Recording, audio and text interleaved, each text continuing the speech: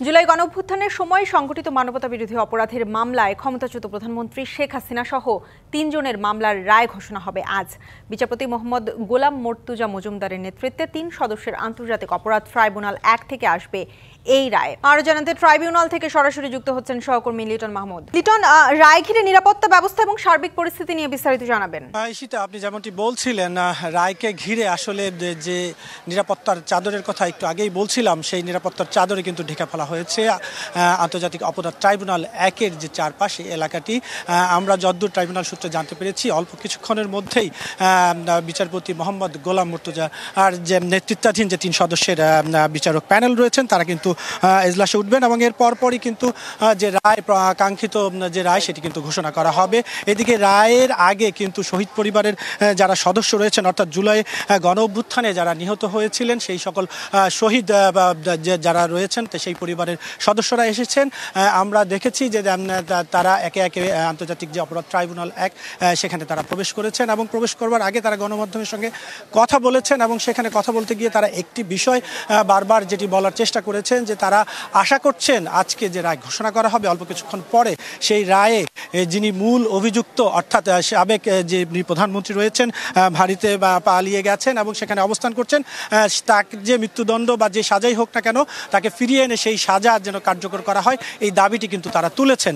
এবং অনেকেই আসলে এখানে কথা বলতে যে তাদের যারা নিহত হয়েছেন এবং যারা আহত হচ্ছে গিয়ে রয়েছেন জুলাই গণ অভ্যুত্থানে, তারাও কিন্তু হচ্ছে আবেগ আপ্লুত হয়ে পড়েছেন এবং তারা আশা করছেন এই রায়ের মধ্য দিয়ে তারা যেটি প্রত্যাশা করছেন, অর্থাৎ যে শেখ হাসিনা সহ যে ৩ জন আসামি রয়েছে তাদের প্রত্যেকেরই আসলে এই রায়ের মৃত্যুদণ্ড হবে, এমনটাই তারা প্রত্যাশা করছেন। তবে আমরা এই রায় নিয়ে যারা গণমাধ্যম কর্মী দীর্ঘদিন ধরে ট্রাইব্যুনালে কাজ করছি, এখন পর্যন্ত আসলে নিশ্চিত নয় রায়ে কি হবে, যে বিষয়টি আসলে হচ্ছে গিয়ে এখন আমরা অপেক্ষা করছি। এই রায়ে আসলে মৃত্যুদণ্ড অথবা অন্য কোনো সাজা যেটি প্রদান করা হোক না কেন, নিশ্চয়ই আপনার মাধ্যমে আমরা দর্শকদের জানিয়ে দিতে পারবো এবং সেই জন্যই আমরা আসলে ট্রাইব্যুনালের সামনে অবস্থান করছি এবং সেটি আমরা নিশ্চয়ই আপনাকে জানিয়ে দিতে পারবো। লিটন, আপনাকে ধন্যবাদ। এদিকে আমাদের সাথে মানবতাবিরোধী অপরাধ মামলায় শেখ হাসিনা সহ ৩ আসামির রায় ঘিরে ট্রাইব্যুনাল এবং আশেপাশের এলাকার পরিস্থিতি জানাবেন আমাদের সহকর্মী আরিফুল ইসলাম। আরিফ, আর কিছুক্ষণের মধ্যেই রায় পড়া শুরু হবে, কেমন দেখছেন এই মুহূর্তে পরিস্থিতি, বিস্তারিত জানাবেন। ঈশিতা, কিছুক্ষণ পরে যে রায়টি হবে সেই রায়কে কেন্দ্র করে মূলত হাইকোর্ট যে মাজার গেটটি রয়েছে সেই মাজার গেটের সামনে অবস্থান করছি। সেখানকার চিত্র যদি আমি একটু দেখাতে চাই, বিশেষ করে রায় ঘোষণার আগ মুহূর্ত থেকে আমরা সকাল থেকে দেখেছি যে বিভিন্ন জুলাই আগস্টের শহীদ পরিবারের সদস্য যারা রয়েছেন তারা কিন্তু এখানে কিছু কিছু অংশ বা কয়েকজন মিলে এসেছে, আবার অনেকেই তারা বক্তব্য দিচ্ছেন গণমাধ্যমের কাছে যে আজকের যে রায়টা সেটা সর্বোচ্চ রায় ঘোষণা করা হবে, সেই প্রত্যাশাটাই কিন্তু তারা রাখছেন।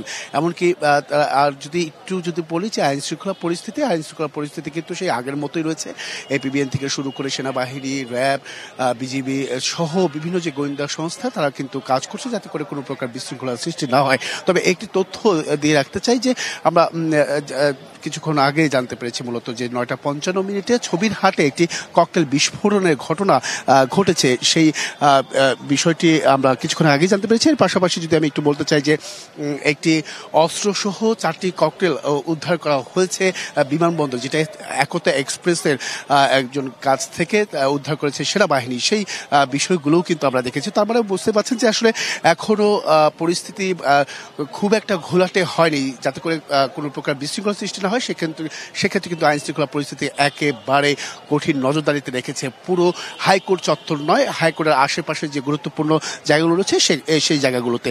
এর পাশাপাশি যদি আমি একটু বলতে চাই যে এখানে শেখ হাসিনা, সাবেক প্রধানমন্ত্রী শেখ হাসিনা রায় পরবর্তী যে ছাত্র জনতার প্রতিক্রিয়া সম্মেলন, সেটা কিন্তু আমরা 12টার মধ্যে এখানে শুরু হবে। সেই মঞ্চটা মঞ্চ 24 সেটা কিন্তু এখানে করা হয়েছে। সেখানে মূলত যারা ছাত্র জনতা রয়েছে তারা এসে এখানে বক্তব্য দিবেন, সেই রায়ের প্রতিক্রিয়া তারা জানাবেন যে আসলে দেশ জাতি কতটা সন্তুষ্ট হয়েছে এই রায়ের ক্ষেত্রে, সেই বিষয়গুলো কিন্তু রয়েছে। এছাড়াও আমি যদি একটু বলতে চাই যে গণপরিবহনের সংখ্যা, আর যেহেতু আপনি জানেন যে এই রায়কে কেন্দ্র করে বিগত দিনগুলোতে আমরা দেখেছি বাসে আগুন লাগার ঘটনা ঘটেছে, এর পাশাপাশি ককটেল বিস্ফোরণ হয়েছে, সেই সেই ধারাবাহিকতায় কিন্তু আজকে যেভাবে নিরাপত্তা জোরদার করেছে সেক্ষেত্রে গণপরিবহনের বা সাধারণ মানুষের চলাফেরা বা সেই চলাফেরা কিন্তু অনেকটাই স্বাভাবিক রয়েছে আমরা দেখেছি। সেটার প্রভাব কিন্তু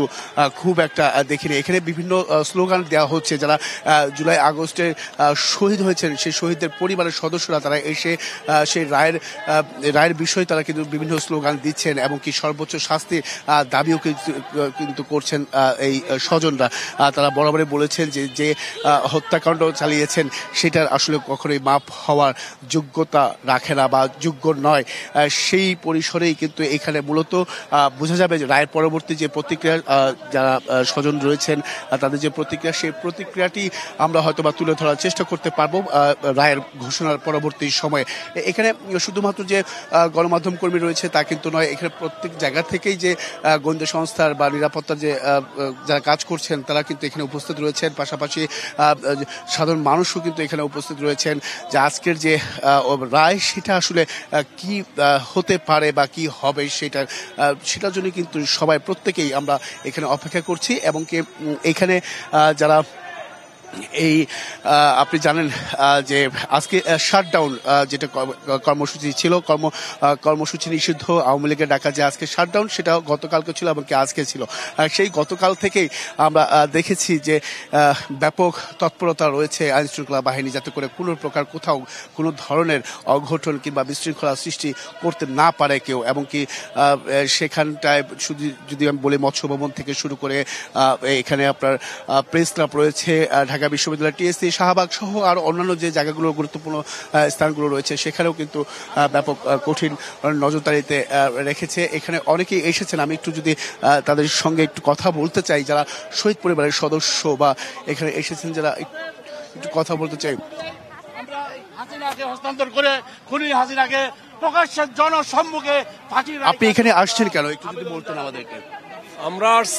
আমি আসছি ব্যক্তিগতভাবে হাসিনার আজকের রায়টা সঠিকভাবে যেন রায় হয় এবং খুব দ্রুতভাবে তার কার্যকর করা হয়।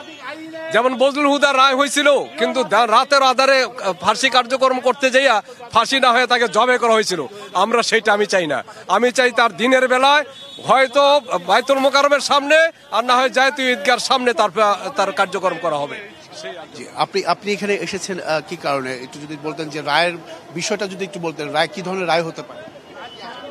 দেশবাসী আজকে অধীর আগ্রহে আদালতের দিকে দাঁড়িয়ে আছে, চেয়ে আছে, তাকিয়ে আছে যে স্বাধীনতার 53 বছর পর বাংলাদেশে মানুষ গণতন্ত্র হরণ দেখেছে, মানবতা হরণ দেখেছে, ভোটাধিকার হরণ দেখেছে। মানুষের উপর যে অন্যায়, অত্যাচার, অবিচার, জুলুম, নির্যাতন, গুম খুন হয়েছে, এর বিরুদ্ধে অতিষ্ঠ হয়ে মানুষ রুখে দাঁড়িয়েছিল 24 জুলাই বিপ্লবে। তো তারই ফলশ্রুতিতে সেই ফ্যাসিস্ট স্বৈরাচারী হাসিনা দল ক্ষমতা থেকে পালিয়ে যায় এবং ক্ষমতাচ্যুত হয় এবং তাকে আন্তর্জাতিক অপরাধ ট্রাইব্যুনালে হাজির করা হয়। এবং এখানে যে জঘন্য গণহত্যাগুলো সে করেছে, কি ধরনের রায় চাচ্ছেন আপনারা? সর্বোচ্চ জনগণ তার সর্বোচ্চ রায়, একটা খুনির রায় কি হতে পারে? ফাঁসি। শুধু ফাঁসি একবারই নয়, জনগণের প্রত্যাশা তাকে যেন পুনরায় ফাঁসি দেওয়া হয়। এমন হাজারো গুম খুন, এমন হাজারো দুর্নীতি এবং হাজারো লুটপাটের শাস্তি দিয়ে দেওয়া, শুধু এই রায়টা শুধু আওয়ামী লীগের নয়, হাসিনার নয়, এই রায়টা যেন আগামীর বাংলাদেশ রাজনীতিবিদদের একটা সতর্কবার্তা হয়, সেটাই আমরা প্রত্যাশা করছি। অসংখ্য ধন্যবাদ। শুনছিলেন ঈশিতা যে আসলে রায়ের যে সর্বোচ্চ শাস্তি সেটা কিন্তু দাবি করছেন। এর পাশাপাশি যদি আমি একটু বলতে চাই যে এখানে নিরাপত্তাজনিত যে বিষয়গুলো, এছাড়া ছাত্র জনতা যে সম্মেলন রয়েছে বা তারা সমাবেশ করবে, ছোট করে প্রতিক্রিয়া যে বিষয়গুলো রয়েছে সেই বিষয়গুলো হয়তো বা রায়ের পরবর্তীতে তাদের প্রতিক্রিয়া বিষয়ে তুলে ধরার চেষ্টা করতে পারবো। তো এই ছিল এখান থেকে সবশেষ। ঈশিতা। আরিফ, আপনাকে ধন্যবাদ। এ নিয়ে আরও জানাতে আমাদের সাথে আন্তর্জাতিক অপরাধ ট্রাইব্যুনাল প্রাঙ্গণ থেকে যুক্ত আছেন সহকর্মী মিজান আহমেদ। মিজান, জুলাই হত্যাকাণ্ডের মামলার ট্রাইব্যুনালের প্রথম রায় হতে যাচ্ছে, এ নিয়ে সবশেষ কি তথ্য আছে আর কখন শুরু হবে এই রায় পড়া? সহকর্মী আরিফ জানাচ্ছিল এবং যেমনটি জনগণের প্রতিক্রিয়া আপনি দর্শককে জানাচ্ছিলেন, সেই ধারাবাহিকতা, সেই বাস্তবতা কিন্তু আন্তর্জাতিক অপরাধ ট্রাইব্যুনালের ভেতরেও। এখানে কিন্তু কিছুক্ষণের মধ্যেই হয়তো বহুল আলোচিত এই মামলার রায় ঘোষণাটি শুরু হবে। আমরা দেখেছি কিছুক্ষণ আগেই কিন্তু অ্যাটর্নি জেনারেল মোহাম্মদ আসাদুজ্জামান তিনি এসেছেন আন্তর্জাতিক অপরাধ ট্রাইব্যুনালে। এর পাশাপাশি আমরা দেখেছি শহীদ মুগ্ধের ভাই স্নিগ্ধ তিনিও এসেছেন জুলাই আহত যোদ্ধারা, এসেছেন শহীদ স্বজনরা। তারা এসেছেন এবং তারা তাদের প্রত্যাশার কথাও কিন্তু গণমাধ্যম কর্মীদের কাছে প্রকাশ করেছেন এবং সেখানে তারা বলেছেন যে তারা সর্বোচ্চ শাস্তি আজকে আন্তর্জাতিক অপরাধ ট্রাইব্যুনালের রায়ের মধ্যে দিয়ে দেখতে চান এবং তারা এর পাশাপাশি এই রায়টি যেন কার্যকরে রাষ্ট্র দ্রুত উদ্যোগী হয় সেই প্রত্যাশার কথাও কিন্তু তারা আজকে গণমাধ্যম কর্মীদের জানিয়েছেন। এই মামলার যদি আলোচিত দিকগুলো আপনার মাধ্যমে দর্শককে জানাতে চাই, 2024-এর 14 আগস্ট কিন্তু আন্তর্জাতিক অপরাধ ট্রাইব্যুনালে বহুল আলোচিত এই মামলাটি Sheikh Hasina versus chief prosecutor মামলাটি দায়ের করা হয় এবং পরবর্তী পর্যায়ে চলতি বছর 12 মে কিন্তু আনুষ্ঠানিক তদন্ত শেষে তদন্ত সংস্থা চিফ প্রসিকিউটর কার্যালয়ে তাদের তদন্ত প্রতিবেদন হস্তান্তর করে। পরবর্তী সময়ে 1 জুন কিন্তু এই মামলাটি আনুষ্ঠানিকভাবে আন্তর্জাতিক অপরাধ ট্রাইব্যুনালের রেজিস্ট্রারের কাছে জমা দেয় রাষ্ট্রপক্ষ। এরপর 10 জুলাই আনুষ্ঠানিক অভিযোগ গঠনের মধ্য দিয়ে এই মামলার বিচারিক কার্যক্রম শুরু হয়। 3রা আগস্ট থেকে কিন্তু সাক্ষ্য গ্রহণ শুরু হয়। 28 কার্যদিবসে 54 জন সাক্ষী আন্তর্জাতিক অপরাধ ট্রাইব্যুনালে এসে তাদের সাক্ষ্য প্রদান করেন, যার মধ্যে জুলাই যোদ্ধা আহতরা যেমন ছিলেন ঠিক তেমনিভাবে বৈষম্যবিরোধী ছাত্র আন্দোলনের অন্যতম সমন্বয়ক এনসিপির আহ্বায়ক নাহিদ ইসলামও ছিলেন। এর পাশাপাশি এখানে এসে সাক্ষ্য দিয়েছেন আমার দেশ পত্রিকার সম্পাদক মাহমুদুর রহমানও। আর আসামির তালিকায় থাকা একমাত্র গ্রেফতার আসামি সাবেক আইজিপি চৌধুরী আব্দুল্লাল মামুনও এই মামলায় রাজসাক্ষী হয়েছেন। রাষ্ট্রপক্ষের 36 নম্বর তালিকায় থাকা এই ব্যক্তি তিনিও কিন্তু দোষ স্বীকার করে সাবেক প্রধানমন্ত্রী শেখ হাসিনা এবং সাবেক স্বরাষ্ট্রমন্ত্রী আসাদুজ্জামান খান কামালের বিরুদ্ধে তার সাক্ষ্য আন্তর্জাতিক অপরাধ ট্রাইব্যুনালে দিয়েছেন। এর পাশাপাশি 6 কার্যদিবস কিন্তু এই মামলাটিতে উভয় পক্ষের আইনজীবীরা যুক্তিতর্ক করেন, যে যুক্তিতর্ক সরাসরি সম্প্রচার করা হয় বিটিভির মাধ্যমে। দেশে বিদেশে আগ্রহ জাগা নিয়ে এই মামলাটি নিয়ে কিন্তু আন্তর্জাতিক গণমাধ্যমের সরব উপস্থিতি আজকে ট্রাইব্যুনালে আমরা দেখতে পাচ্ছি। এর পাশাপাশি বিভিন্ন বিশিষ্ট জনরাও কিন্তু আজকে আন্তর্জাতিক অপরাধ ট্রাইব্যুনালের এই রায়ে উপস্থিত রয়েছেন। এর পাশাপাশি আপনার মাধ্যমে জানাতে চাই যে 3 বিচারিক সদস্যের আন্তর্জাতিক অপরাধ ট্রাইব্যুনাল বিচারপতি গোলাম মর্তুজা মজুমদারের নেতৃত্বে তারা কিছুক্ষণ পর রায় ঘোষণা শুরু করবেন। তবে রায় ঘোষণার যে ধারাবাহিকতার আইনি বিধান রয়েছে, প্রথমে জুনিয়র জাজ অর্থাৎ বিচারক মোহিত এনাম মজুমদার তিনি কিন্তু আসলে প্রথম রায়টি পড়বেন। তারপরই কিন্তু দ্বিতীয় জুনিয়র জাজ তিনি সেই রায়টি পড়া শুরু করবেন এবং সবশেষ বিচারপতি মোহাম্মদ গোলাম মর্তুজা মজুমদার এই রায়ের যে মূল অপারেটিভ অংশ অর্থাৎ দণ্ড তিনি ঘোষণা করবেন।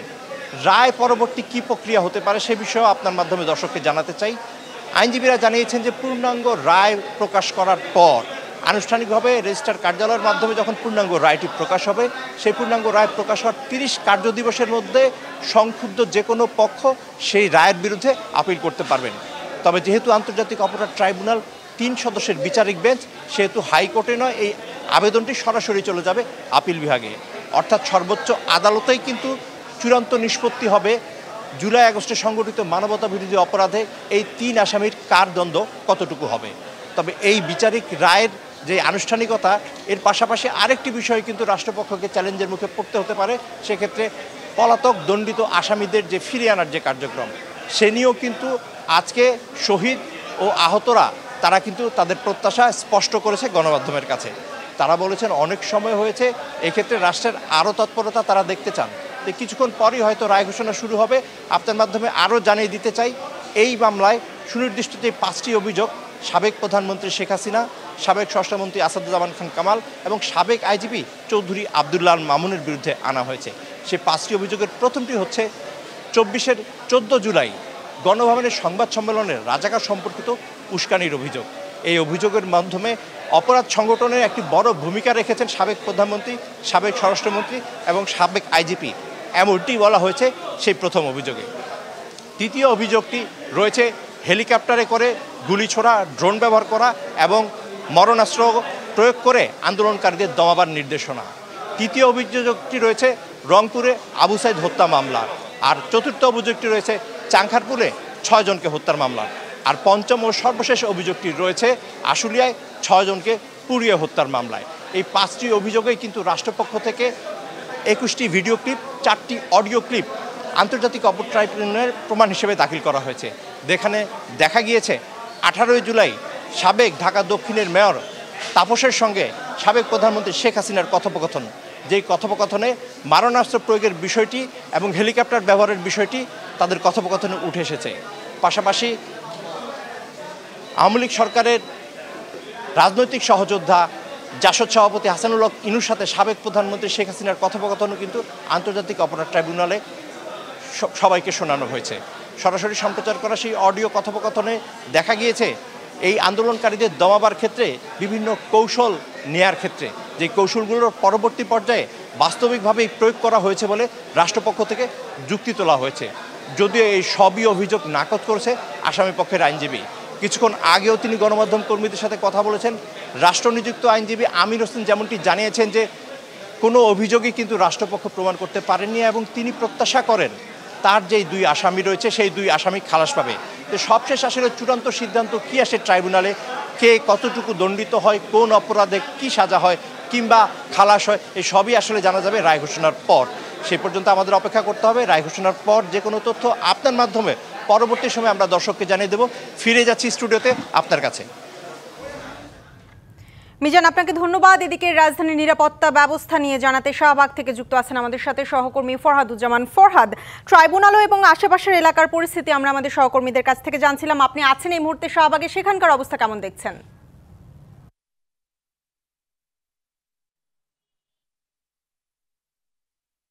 ধন্যবাদ। আপনি জানেন যে রায়কে ঘিরে কিন্তু গতকালকে থেকেই রাজধানীতে নিরাপত্তা ব্যবস্থা জোরদার করা হয়েছে। বিশেষ করে গতকাল থেকে কিন্তু আওয়ামী লীগ 2 দিনের শাটডাউন দিয়েছিল, তবে সেই শাটডাউন চোখে পড়েনি, যদিও বেশ কিছু জায়গায় কিন্তু তারা অগ্নিসংযোগ এবং বিশেষ করে ককটেল বিস্ফোরণ হয়েছে। এবং আমরা দেখেছি আজকে উত্তরা থেকে এয়ারপোর্ট থেকে একটি বেশ কয়েকটি ককটেল এবং পিস্তল উদ্ধার করা হয়েছে। পাশাপাশি আমরা রাজধানীর বিভিন্ন এলাকাতে ঘুরে দেখেছি, সব জায়গাতেই কিন্তু নিরাপত্তা ব্যবস্থা জোরদার করা হয়েছে এবং চেকপোস্ট বসিয়ে তল্লাশি করা হচ্ছে। এবং যমুনার সামনে সেখানেও কিন্তু ব্যাপক আইনশৃঙ্খলা বাহিনী রয়েছে। পাশাপাশি সেখানেও কিন্তু যান চলাচল সীমিত করার পাশাপাশি সেখানেও তল্লাশি করা হচ্ছে। এবং রাজধানীর সার্বিক চরিত্র স্থিতির কথা যদি বলি, সেখানেও কিন্তু সব জায়গাতেই বিশেষ করে গুরুত্বপূর্ণ জায়গাতে র্যাব, বিজিবি এবং সেনাবাহিনীও বিশেষ করে গুরুত্বপূর্ণ জায়গাতে সেনাবাহিনী মোতায়েন করা হয়েছে।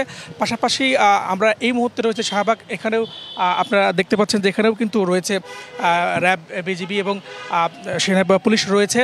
এবং সার্বিক আমরা আজকে দেখেছি যান চলাচল যে অন্যান্য দিনের মতো স্বাভাবিক রয়েছে, তবে কিছুটা এই জনসাধারণের সম্পৃক্ততা একটু কমে গেছে। অনেকেই বলছে যে রায়কে ঘিরে কোনো ধরনের অপ্রীতিকর ঘটনা যেন না ঘটে, সেই নিরাপত্তা যেন বজায় থাকে। এবং আইনশৃঙ্খলা বাহিনী বলছে যে রায়ের পরেও যেন কোনো ধরনের অপ্রীতিকর ঘটনা না ঘটে, আইনশৃঙ্খলা বিঘ্ন ঘটতে পারে সেই বিষয়ে কিন্তু তারা সচেতন রয়েছে। যদিও তারা বলছে নিরাপত্তার কোনো শঙ্কা নেই। আমরা দেখেছি বেশ কিছু জায়গায়, এখানে আপনি দেখতে পাচ্ছেন এখানেও কিন্তু যারা রিক্সা রয়েছে বা অন্যান্য জায়গায় রয়েছে তাদেরকেও কিন্তু জিজ্ঞাসাবাদ করা হচ্ছে এবং সেখানে প্রধান সড়কে রিক্সাগুলোকে প্রবেশ করতে দেওয়া হচ্ছে না। এবং সার্বিক পরিস্থিতি বেশ কিছু জায়গায় আমরা দেখেছি রায়ের জন্য ফাঁসি হয় সেই দাবিতে অবস্থান নিয়েছে। এই শাহবাগেও একটা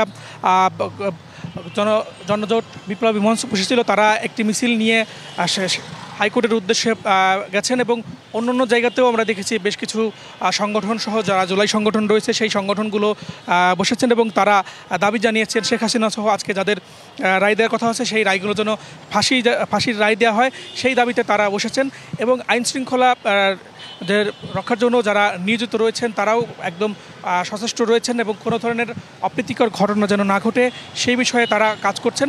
এবং আমরা অন্যান্য জায়গাতেও দেখেছি, বিশেষ করে মৎস্য ভবন এলাকা এবং আশপাশের বিশেষ করে যে এলাকাগুলো রয়েছে সেখানেও আইনশৃঙ্খলা বিপুল সংখ্যক সদস্য রয়েছে। বিশেষ করে দোল চত্বর থেকে হাইকোর্টের আশপাশ এলাকাগুলোতে কিন্তু সড়ক বন্ধ করে দেওয়া হয়েছে এবং বিভিন্ন জায়গায় বিভাজক দিয়ে কিন্তু গাড়িগুলো কিন্তু ঘুরিয়ে দেওয়া হচ্ছে যেন ওই এলাকায় নিরাপত্তার কোনো শঙ্কা না থাকে। এবং বেশ কিছু জায়গাতে আমরা দেখেছি যেখানে যাদের সন্দেহ মনে হচ্ছে সেখানে তারা জিজ্ঞাসাবাদ করছে, তল্লাশি করছে এবং গাড়িগুলোকেও তারা চেক করছে যেন কোনো ধরনের বিস্ফোরক বা কোনো কিছু নিয়ে তারা যেতে না পারে সেই বিষয়গুলো কিন্তু দেখছেন।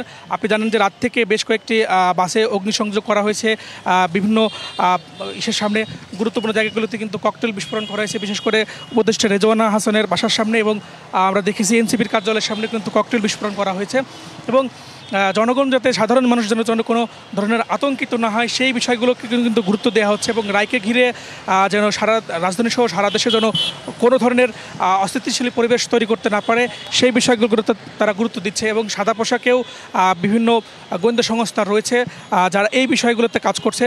তবে আমরা কথা বলেছি আইনশৃঙ্খলা বাহিনীর সাথে, তারাও বলছেন যে এখন পর্যন্ত কোনো ধরনের নিরাপত্তার কোনো শঙ্কার কথা তারা জানে তাদের কাছে নেই এবং এই বিষয়ে তারা যথেষ্ট সচেতন রয়েছে এবং জনগণ সাধারণ যারা রয়েছে তারাও বলছেন যে আশপাশে যেন কোনো ধরনের কোনো তথ্য পেলে তাদেরকে যেন জানানো হয় এবং যদি কাউকে সন্দেহজনক মনে হয় সেগুলো তারা যেন আইনশৃঙ্খলা বাহিনীকে যেন জানায় সেই বিষয়ে কিন্তু তারা জনসাধারণের জন্য কিন্তু তারা জানিয়েছেন।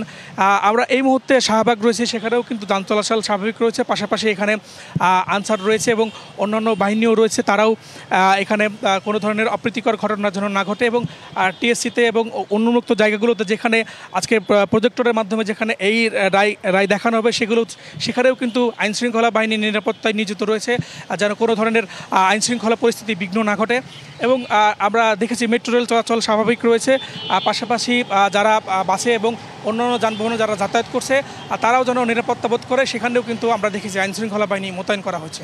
তো এখন পর্যন্ত শাহবাগ থেকে এবং রাজধানী থেকে আমার কাছে এই ছিল সর্বশেষ তথ্য। ধন্যবাদ আপনাকে।